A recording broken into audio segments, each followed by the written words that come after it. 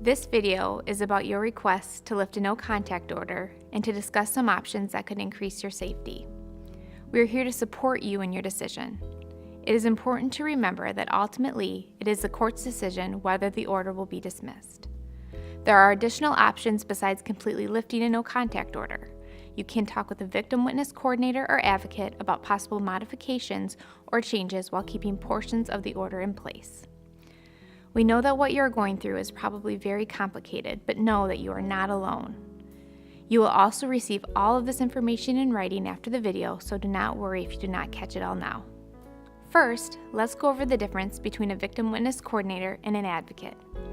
A victim witness coordinator acts as support staff to the lawyers that represent the state of Iowa in court.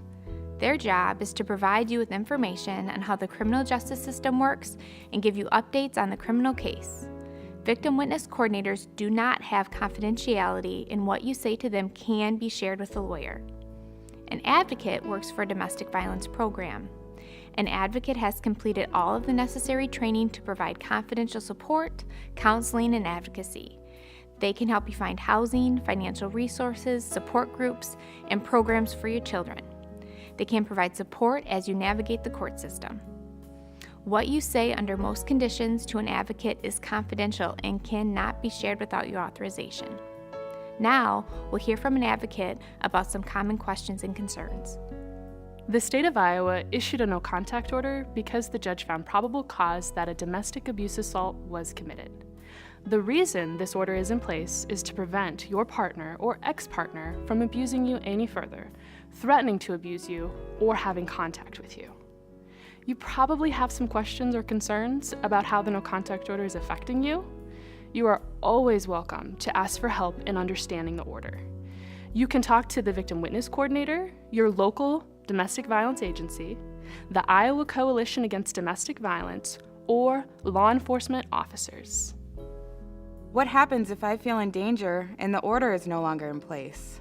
You are the expert on your situation. You know better than anyone else what your partner or ex-partner is capable of. If you feel you're in immediate danger, contact law enforcement. If you are concerned about safety and would like a safety plan, contact your local domestic violence agency. Their information will be included in the packet you receive at the end of this video. Remember, an advocate is someone who works at your local domestic violence program. We support you throughout this entire process, and this support is free and confidential. I'm feeling pressured to lift the no-contact order. Is there anything I can do? If you are feeling pressure to drop the no-contact order, you may want to contact your local domestic violence agency before making any decisions. There are resources that can help and well-trained individuals to walk you through this process and talk to you about your options. Not obeying the no-contact order is a crime, and in some cases, additional charges may be added against the person arrested. It is important you also follow the conditions of the no-contact order. If you allow contact or make contact with your partner or abuser, you may also face criminal prosecution. No-contact orders can be modified and do not have to be dismissed to allow for some contact. For example, arranging child visitation. What will happen to the criminal charges if the no-contact order is dropped? The court handles the criminal charges and the no-contact order separately. If the no-contact order is dismissed, the criminal charges are not dismissed with it. It is up to the prosecutor to decide whether to pursue the criminal charges. You may talk to an advocate or the victim witness coordinator about what you would like to see happen, but the decision is up to the prosecutor. Remember, whatever you say to the victim witness coordinator can be shared with the prosecutor. Abusive behavior takes many forms. The following are just a few examples of abuse. If any sound familiar, you are not alone. Call and talk with an advocate. They will be kind, supportive, and non-judgmental.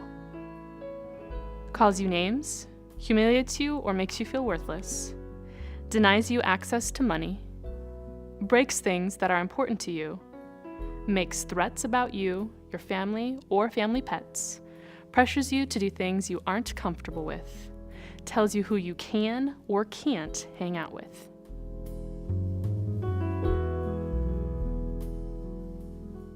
Your safety is our concern. Here are tips for keeping you safe. They are divided into two areas: plan and protect. Plan.